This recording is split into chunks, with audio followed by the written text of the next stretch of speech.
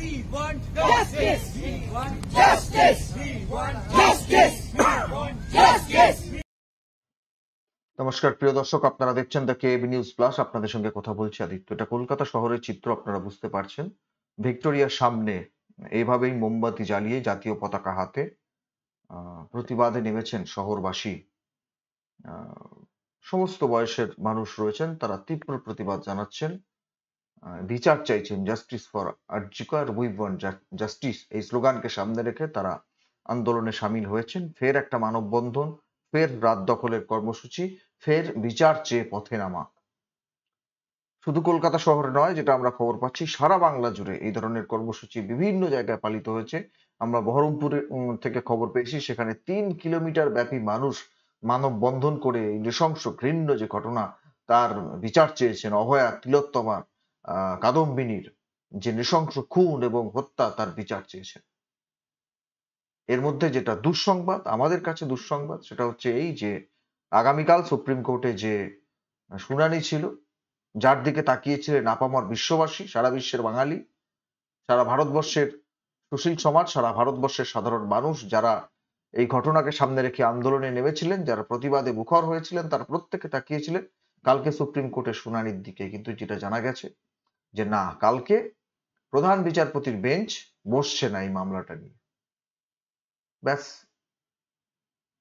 প্রধান বিচারপতি তিনি নিজে বসবেন না, এটা আগেই জানা গেছিল। কিন্তু আর যে দুজন বিচারপতি ছিলেন, অর্থাৎ মনোজ মিশ্র এবং পারদিওয়ালা, তারা যে 10 নম্বর এজলাস, অর্থাৎ প্রধান বিচারপতির এজলাস আদালত, অন্যান্য মামলা কিছু কিছু শুনলেও যে নতুন তালিকা বেরিয়েছে আজকে, তাতে এই মামলাটাকে রাখা হয়নি। এখন প্রশ্ন হচ্ছে যে এত গুরুত্বপূর্ণ একটা মামলা, যে মামলাটাকে কলকাতা হাইকোর্ট থেকে স্বতঃপ্রণোদিত হয়ে সুপ্রিম কোর্ট নিলেন এবং দুদিন শুনানি হলো, আগামীকালের দিকে সবাই তাকিয়েছিলেন। সিবিআই রিপোর্টও দেবে এরকম জানা যাচ্ছিল, কিন্তু আগামীকাল শুনানি হবে না। কবে হবে এখনো জানা যায়নি। কিন্তু যারা বিচার চাইছেন, যারা প্রতিবাদ করছেন, যারা দ্রুততার সঙ্গে বিচার চাইছেন, তাদের কাছে এটা যথেষ্ট হতাশার। কিন্তু দেশের সর্বোচ্চ আদালত, সে আদালতের প্রতি আমাদের সর্বোচ্চ শ্রদ্ধা রাখতে হবে, রাখছিও। আশা করছি বিচার পাবো। জাস্টিস ডিলেড, জাস্টিস ডিনাইড, এই কথাটা এবারে অন্তত মিথ্যে বলে প্রমাণিত হবে, এই বিশ্বাস আমাদের রয়েছে। আমরা এই বিশ্বাস অন্তত রাখতে চাই। প্রতিবাদ চলছে, এই প্রতিবাদের আঁচে ঝলসে ছাই হয়ে যায় যেন দুষ্কৃতীরা, যারা এই ধরনের ঘৃণ্য অপরাধ করেছে তারা। এবং রবি ঠাকুরের কথায়, অন্যায় যে করে, অন্যায় যে সহে, তব ঘৃণা তারে যেন তৃণ সমদহে। যারা অন্যায়কে প্রশ্রয় দিয়েছে, যারা এই ঘটনাটাকে ধামাচাপা দিতে চাইছে, তারাও যেন সমানভাবে শাস্তি পায়, এই প্রার্থনা আমাদের সবার। মোমবাতি জ্বালানো হয়েছে এবং বিভিন্ন জায়গাতে নিষ্প্রদীপ করে, অর্থাৎ 9টা থেকে 10টা পর্যন্ত নিষ্প্রদীপ করে রাখবার যে আহ্বান জানানো হয়েছিল, সেই আহ্বানে অনেক মানুষ সাড়া দিয়েছেন। তারা নিষ্প্রদীপ করে প্রতিবাদ জানিয়েছেন। গণতান্ত্রিক উপায়ে আন্দোলন চলছে, তো সেদিন নবান্ন অভিযান থেকে শুরু করে এই জুনিয়র ডাক্তারদের যে ফুল নিয়ে, গোলাপ ফুল নিয়ে, বা শান্তিপূর্ণ উপায়ে একটা শিরদাঁড়াকে সামনে রেখে যে গণতান্ত্রিক উপায়ে প্রতিবাদ আন্দোলন, বিচার চেয়ে প্রতিবাদ আন্দোলন, এরকম মোমবাতি মিছিল, জাতীয় পতাকাকে সামনে রেখে, জাতীয় পতাকাকে সামনে রেখে বুক চিতিয়ে জল কামানের সামনে দাঁড়ানো, এই সবই কিন্তু শান্তিপূর্ণ আন্দোলনের নজির। প্রশ্ন হচ্ছে, এই শান্তিপূর্ণ আন্দোলনের ভাষা, এই শান্তিপূর্ণ আন্দোলনকে সম্মান দেওয়ার ভাবনা আমাদের রাজ্যের সরকার বোঝে, ভাবতে পারে? পারে না, পারে না। তারা কোনো রকম ভাবে এই আন্দোলনকে পাত্তাই দিতে রাজি নয়। বাংলা একটা প্রবাদ আছে, গ্রাম বাংলার মানুষ বলেন যে কানে দিয়েছি তুলো আর পিঠে বেঁধেছি কুলো।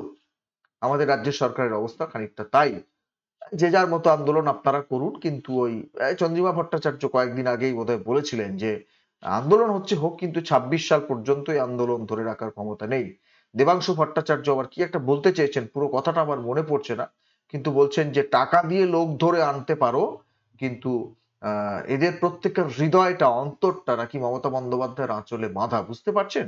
তার মানে গণতান্ত্রিক আন্দোলনের যে ভাষা, সে ভাষাটাকে এরা মর্যাদা দেবে না।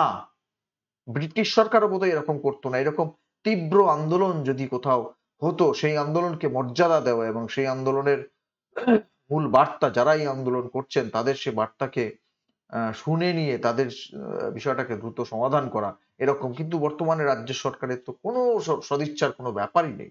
তারা এখন বলছেন যে সিবিআই তো তদন্ত করছে, সিবিআই দ্রুত তদন্ত করুক, মামলা সুপ্রিম কোর্টে রয়েছে, আমাদের বিরুদ্ধে কেন তোমরা ইত্যাদি বলছো। ভাই, আপনাদের বিরুদ্ধে কি কি অভিযোগ না উঠছে, কি কি অভিযোগ না উঠছে? যে সন্দীপ ঘোষকে আপনারা ডবল ডবল প্রমোশন দিয়েছিলেন, বিভিন্ন জায়গায় ট্রান্সফার করে সেখানে তাদের পুনর্বাসনের ব্যবস্থা করেছিলেন, সেই দুর্নীতির অভিযোগে সন্দীপ ঘোষ গ্রেপ্তার হয়েছে, সঙ্গে আরো 4-3 জন গ্রেপ্তার হয়েছেন। তাহলে সে দায়গুলো নেবেন না? ডাক্তার আক্তার আলী তিনি যে অভিযোগগুলো করেছেন, সেই অভিযোগগুলো যে আস্তে আস্তে সত্যতা সামনে চলে আসছে, তার দায় নিয়ে স্বাস্থ্যমন্ত্রী পদত্যাগ করবেন না? রাজ্যের মুখ্যমন্ত্রীর বিরুদ্ধে যে ব্যাপক অনাস্থা দেখাচ্ছেন গোটা রাজ্যের মানুষ, তোমার স্বর আমার স্বর, জাস্টিস ফর আরজি কর, দফা 1 দাবি 1, মুখ্যমন্ত্রীর পদত্যাগ, এগুলো বলছেন, এগুলো শান্তিপূর্ণ উপায়, গণতান্ত্রিক উপায় বলছেন, সেগুলোকে আপনারা মর্যাদা দেবেন না? দেবেন না। সেই জন্য শুভেন্দু অধিকারী রাজ্যের বিরোধী দলনেতা, গতকাল বিধানসভায় কি হয়েছে আপনারা দেখেছেন। আজকে তিনি এই মোমবাতি মিছিলে অংশ নিয়ে একটা কথা স্পষ্টভাবে বলেছেন যে প্রতিবাদের ভাষা এই সরকার বোঝে না, এবং আরো বিভিন্নভাবে আক্রমণ করেছেন। তবে মূল কথা একটা, যে গান্ধীজির যে আন্দোলন, অসহযোগ আন্দোলন, অহিংস আন্দোলন, সেটার প্রয়োজন নিশ্চয়ই আছে, ছিল, কিন্তু আমাদের খানিকটা নেতাজির পথে আন্দোলনকে গতি বাড়াতে হবে, আন্দোলনের ঝাঁজ বাড়াতে হবে, এবং তার মধ্যে দিয়ে এই ধর্ষকদের নেত্রী, কোট আনকোট ধর্ষকদের নেত্রী বলেছেন শুভেন্দু অধিকারী, আজকেও আমার কথা নয়, তো তাকে নবান্ন থেকে টেনে নামিয়ে একদম এয়ারপোর্টে গিয়ে বিমানে চাপিয়ে দিয়ে আসতে হবে, এই কথা আজকে বলেছেন শুভেন্দু অধিকারী। এবং তার আক্রমণ বুঝতেই পারছেন যে যথেষ্ট কঠিন স্বরে আক্রমণ করেছেন, এবং বলবার চেষ্টা করেছেন যে নেতাজির পথে আন্দোলনের মধ্যে দিয়েই, অর্থাৎ তীব্র গণ আন্দোলন গড়ে তোলার মধ্যে দিয়েই এই সরকারকে এই রাজ্য থেকে সরাতে হবে। শুনুন কি বলেছেন, আপনাদের শোনাই শুভেন্দু অধিকারী বক্তব্য।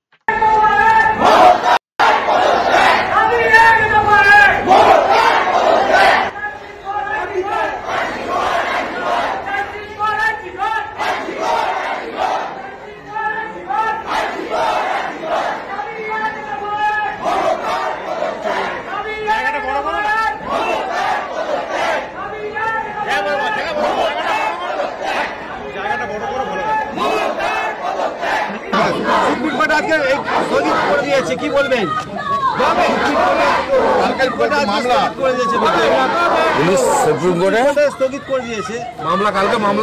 সুপ্রিম কোর্ট জানে, আমি কি করে বলবো? আইন তৈরি হয় মানুষের জন্য। আমি পশ্চিমবঙ্গের জনগণকে বলবো যে জাতির জনক গান্ধীজির নীতিও যেমন দরকার ছিল, নেতাজি সুভাষচন্দ্র বসু না হলে ব্রিটিশরা যেত না। এই অত্যাচারী মমতা বন্দ্যোপাধ্যায় এবং তার ধর্ষক বাহিনীকে এই রাজ্য থেকে উৎখাত করতে হলে নেতাজির পথে অগ্রসর হতে হবে। যা 27 তারিখ নবান্ন অভিযানে ছাত্র যুব সমাজ খানিকটা দেখিয়েছে, এটাই সমাধানের পথ।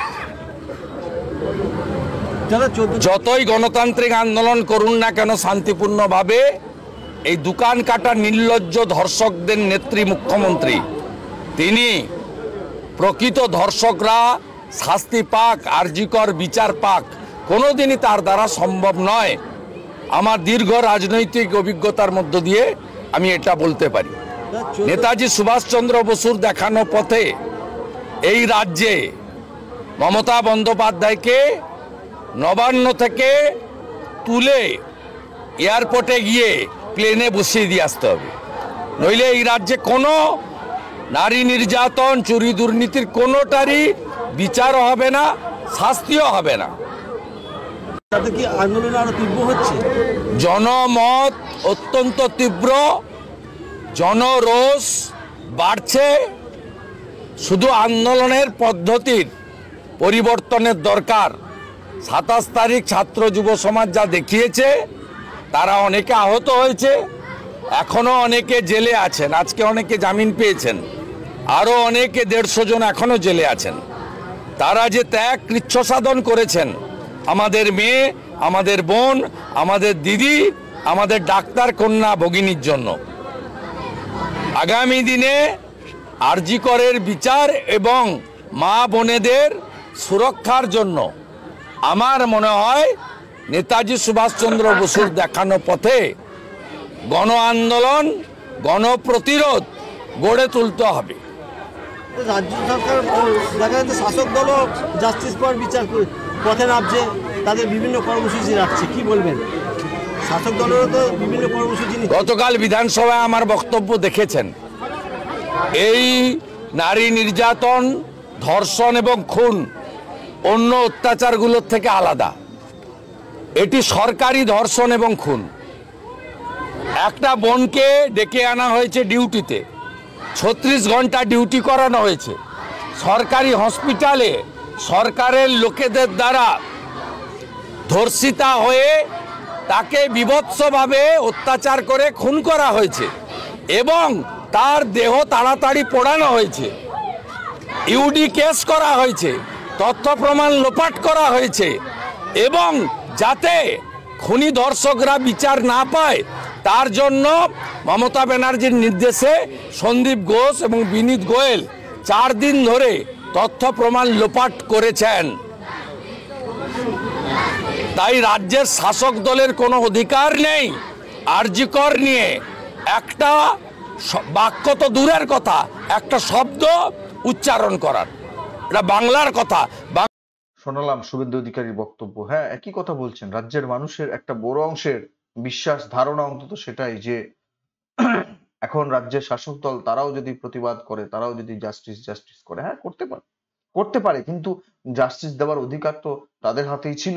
কামদুনির ক্ষেত্রেও তাদের হাতেই ছিল, এই আরজি করের ঘটনায় প্রথম 4 দিনে তাদের হাতেই ছিল। মুখ্যমন্ত্রী তিনি এখন ওই কুণাল ঘোষ, তৃণমূল কংগ্রেসের নেতা মুখপাত্র, তিনি বলছেন যে সন্দীপ ঘোষ উচ্ছন্নে যাক। কই প্রথম 4 দিন তো বলেননি, কিচ্ছু বলেননি, বরং তাকে প্রাইজ পোস্টিং দিয়েছিলেন। সে দায় নিতে হবে না? সে দায় নেওয়ার দরকার আছে। সেই জন্য গোটা রাজ্যের মানুষ তারা যেমন জাস্টিস ফর আরজি কর বলছেন, তেমন তাদের দাবি হওয়া উচিত দফা 1, দাবি 1, স্বাস্থ্যমন্ত্রী, মুখ্যমন্ত্রী, পুলিশ মন্ত্রীর পদত্যাগ। যে কথা বলতে চাইছেন শুভেন্দু অধিকারী, যে কথা নেতাজিকে সামনে রেখে, নেতাজির যে আন্দোলন, তার যে আন্দোলনের ধারা, সেই আন্দোলনের ধারাকে সামনে রেখে এই দাবি নিয়ে সোচ্চার হতে আহ্বান জানাচ্ছেন শুভেন্দু অধিকারী। আপনারা আপনাদের মূল্যবান মতামত কমেন্ট বক্সে কমেন্ট করে জানাবেন। নজর রাখবেন আমাদের প্রত্যেকটা প্রতিবেদনে। প্রতিবাদ চলবে। তবে হ্যাঁ, দুঃখের কথা, দুর্ভাগ্যের কথা, এত গুরুত্বপূর্ণ একটা মামলাও সুপ্রিম কোর্টে তারিখ পে তারিখ পিছিয়ে যায়। দুর্ভাগ্যজনক। ধন্যবাদ।